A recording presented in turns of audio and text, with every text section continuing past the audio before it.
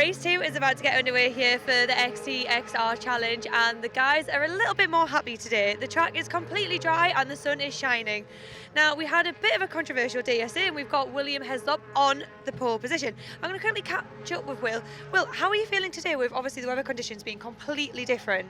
Well, we've changed the setup again on the car. Hopefully we've got it right. I'm feeling pretty confident being on the front. It's just I'm really on the wrong side for the first and second corner, but hopefully I can get a good enough start and get across so I can defend going out into church then and hopefully keep from the front till the end. Be nice.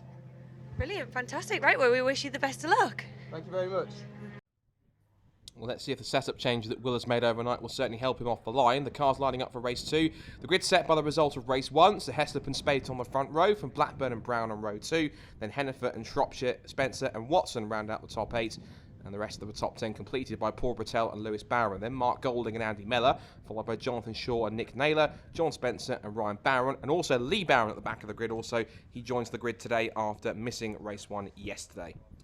So the car's lining up on the grid. A 5-second ball will go out. William Heslop with the door open once again, trying to keep cool on a much brighter day today. And also, no damp patches, completely dry circuit. So the setup changes hopefully will work if you can get it in the right direction. Lights out, and race number 2 of the ST-XR Challenge at Anglesey is underway. And it's a decent start again from the front row. Equal launch from Heslop and Spate.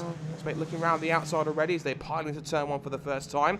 There's Darren Watson trying to look for a move already on the inside of Jason Hennifer as they make the move into the banking for the first time. Still, Michael Blackburn leading the way in Class B, exiting the right-hander. Poor start for Spate, though. He's lost the lead and also lost second and third places. He's been passed by both Brown and Shropshire and could come under threat here from the threesome of Blackburn, Watson and Hennifer as they turn through the right-hander at Church for the first time. Side by side now for 5th position between Michael Blackburn in the black Escort XR3i on the right hand side, and on the left is Darren Watson in the ex-Justin Roberts Fiesta XR2. They're going to go 2 by 2 up towards the complexes. Just ahead we see Greg Spate going down the outside of Lee Shropshire, gets the move done around the outside. That'll put him on the inside for the second part of the complex. And Blackburn gets the move done. Not only has Darren Watson lost out on that move, he's also lost another spot potentially to Jason Hennifer. Hennifer goes around the outside, does grass tracking on the exit, gets 2 wheels onto the dirt and has to sit back and almost, that was close, almost hit the back of Watson's car in the process. Very keen on this rather sort of fast and frenetic first lap for these drivers.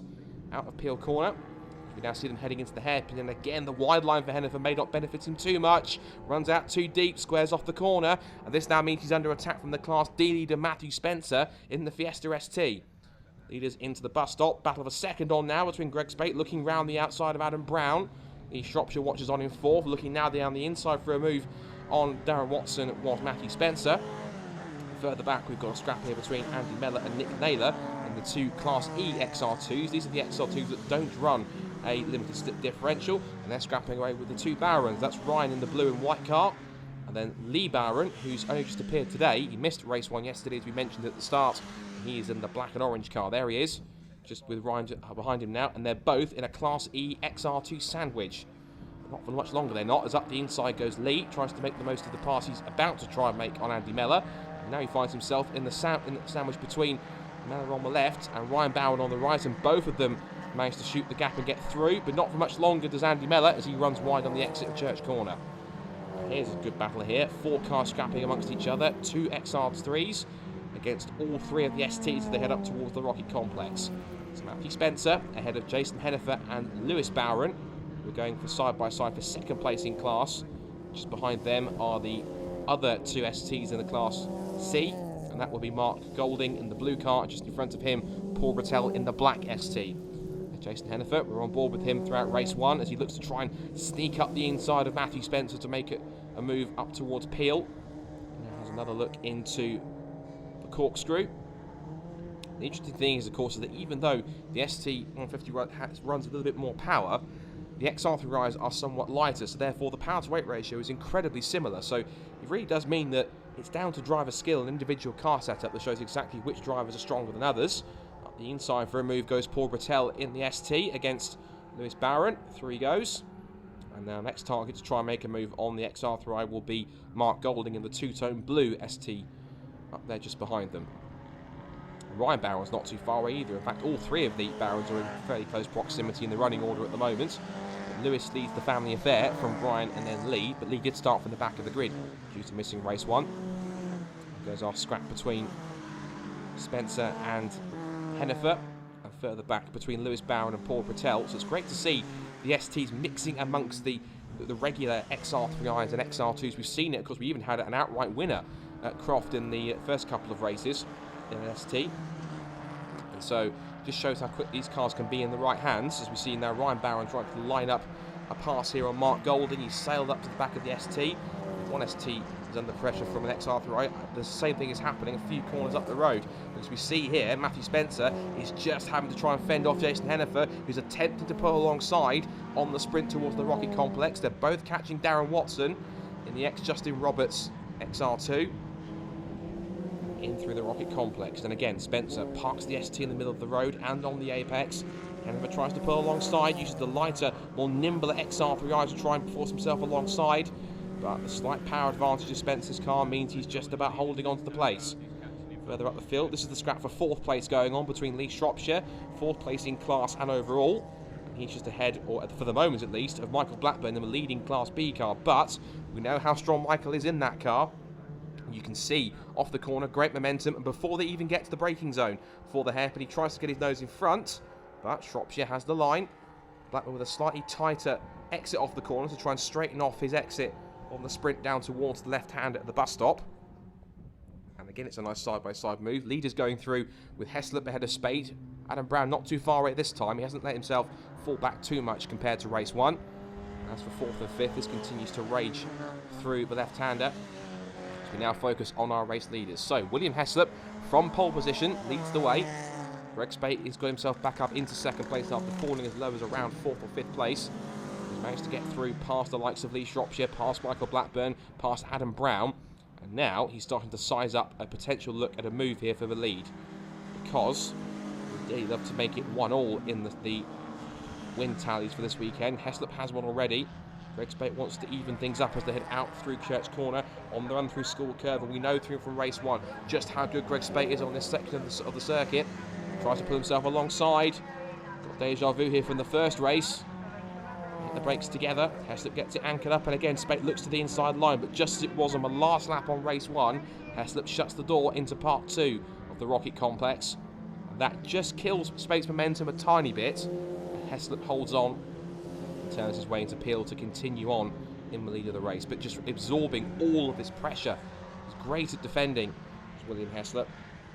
Is able to really force drivers like Greg Spate to think about going the long way around, to try and find unorthodox ways of getting past in places you wouldn't normally see cars make an overtaking manoeuvre.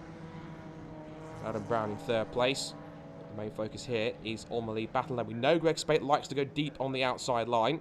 He's done it several times in race 1. He forced Heslop to make a bit of a lock-up into the hairpin a couple of times yesterday. So let's see what Spate's got now. Looks one way, tries to put himself into Heslop's mirrors. Looks the other. That's the classic distraction technique. He's also got headlights available. That's another method of trying to force a mistake, to flash the headlights, but that's a classic tactic which many drivers can try and resist. As they now head into turn 1, there's yellow flags into that left-hander, possibly for a car that's stopped on the inside on the approach to the banking. Up towards the right-hander. Yes, there it is. That looks like Darren Watson's car, sadly, so he's having a good scrap in the bottom of the top 5, but sadly he's dropped out of the order with some kind of mechanical issue. No such issues so far for William Heslop and Greg Spate. With Spate, look at this, really underneath the rear bumper of William Heslop on the run towards Church Corner. And again, we know how strong Greg Spate is through this right-hander. He carries so much speed and momentum. He really does get the better drive off the corner. And here he comes, the black and green car, number 5, pulling alongside Heslop, trying to get the inside line for the right-hander at the School Kink on towards the complex at Rocket. Tries to get his nose in front, and he has. But can he get the car anchored up this time into the corner? The answer is possibly no. He locks the left front, goes too deep, he's made a mistake, and threw it back into the lead goes William Heslop. So all the hard work he put in has almost gone to nothing as we go back to where we started, back to square one. And Greg Spate thinks, right, didn't work this time, let's see if I can make it work next time. He might get another chance around the rest of the lap here to try and make that move for the lead, but so far William Heslop has got a bit of a get out of jail card there, because he realised that Spate was going to try and make that big dive towards the complex, and he did. Swept in front, but just couldn't get it anchored up in time. Went too deep at the apex, and eventually had to succumb to sitting back in 2nd place. But Heslop definitely is straight back onto the tail, so you can see in terms of pace that Spate's car is a little more superior. And he's certainly managing to keep Heslop under pressure as they head out of the hairpin and make the charge down towards the bus stop. And look at this. Heslop's car's in the middle of the road. Spate looks one way, then possibly looks the other. Again, just trying to put himself into Heslop's mirrors, forcing him to take his eyes off the road for just a split second too long to force that mistake. Across the line they go to the start of another lap and into a left-hander at turn 1. Let's see what Greg Spate's got here. Usually he's able to get a nice clean run through the banking to set himself up for a nice fast-paced sweep through the right-hander at Church. Let's see how he runs this time. A little wide. You can tell how hard he's pushing, kicking up the dust as he runs wide over the curbs. But remember, the boxy shape of these Fiesta XR2s means that if you're in the slipstream, it punches a massive hole in the air and you gain so much of an advantage. And look at this once again. Greg Spate hugging the inside line. He knows how quick that car is through Church Corner. And here he comes again. Let's try this again, shall we? Side by side on the sprint up towards the Rocky Complex. Spate's on the outside line, sweeps across. Now, can he get it stopped this time? This was his downfall the first time he tried this manoeuvre, but into the apex at Rocket, yes, he's got it done. So, Greg Spate finally rights the wrong of the previous lap, gets in front, and Greg Spate hits the front in race 2 of the Hyperdrive ST-XR Challenge at Anglesey. He takes the lead from William Heslop, and let's see what he's got now to possibly hold the lead and even pull away. Out through Peel Corner, down the hill, but this time it's the hunter becoming the hunted, as now Greg Spate has to try and resist the pressure, but with the benefit of some clear track, he may be able to start to pump in a couple of quick laps and pull away into such a margin that William Heslop is unable to try and reclaim the lead back at any point in the closing stages. We're into the second half of the race now, so let's see what Greg Spate can do here with this clear air, and also wonder possibly if Adam Brown is able to start to close back in third position. There he is at the top of the screen. The blue and white car. He has taken a race victory so far this season, so he's also capable of running at the front, but these three seem to be the class of the field in Class A. And seem to be giving the rest of the class and everyone else the run around behind them.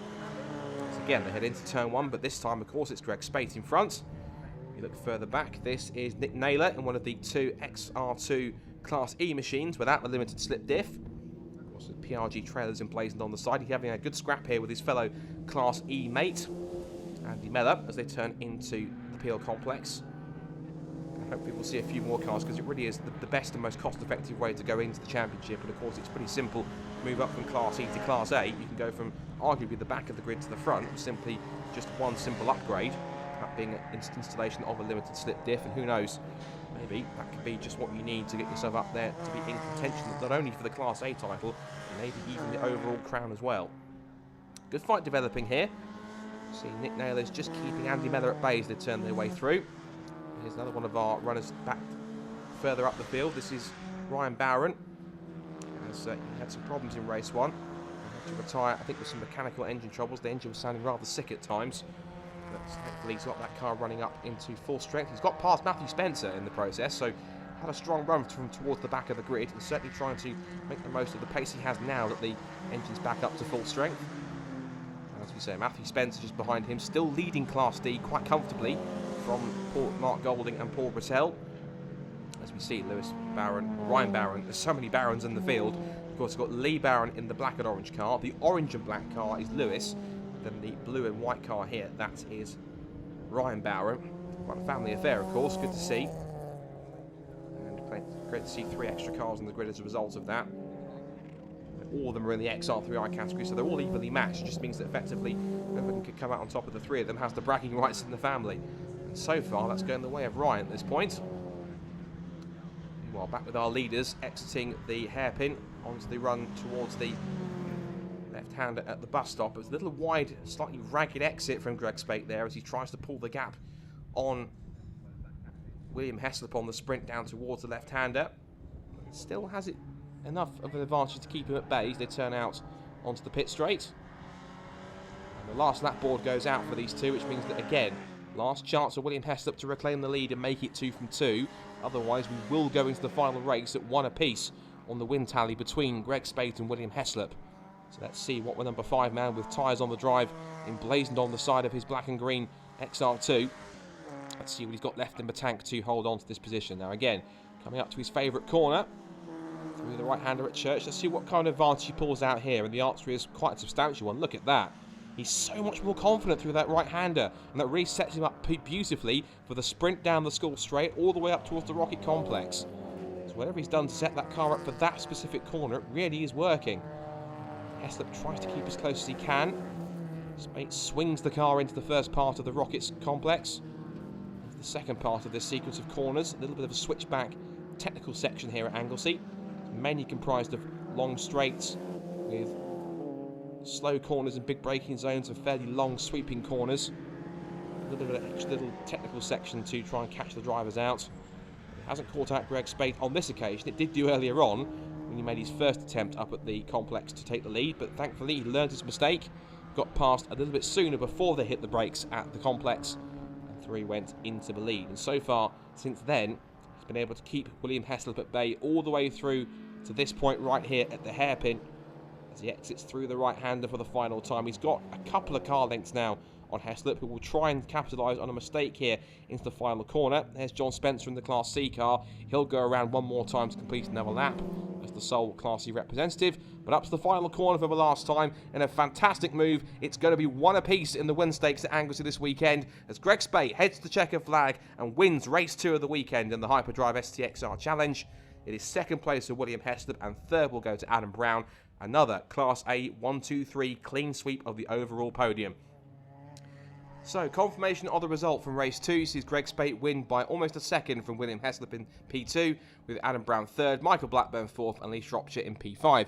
Barron, Spencer, Patel, Golding, and Shaw round out the top 10, with the rest of the finishes being Andy Mellor, Lee Barron, Nick Naylor, and John Spencer. So, one apiece for Spate and for Heslop, who's going to win race 3. Greg, congratulations on the top spot. How did you find it today? It was a really exciting race this time. Great contact, got on the hairpin first lap, which dropped me to 4th.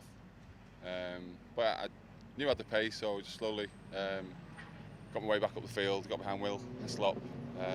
Thought I'd passed him a lap earlier than I actually did. I went a bit too deep into the hairpin at the top, overcooked it. But on the next lap, I managed to pass him at the same spot and stayed there. But Will didn't let me, give me any rest really at the front. So it was a good race. Enjoyed it.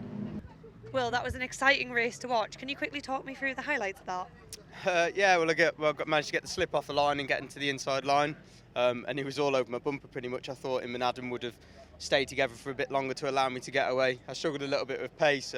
Got a few issues that we need to try and get on top of and change a few settings. Struggling with a bit of understeer.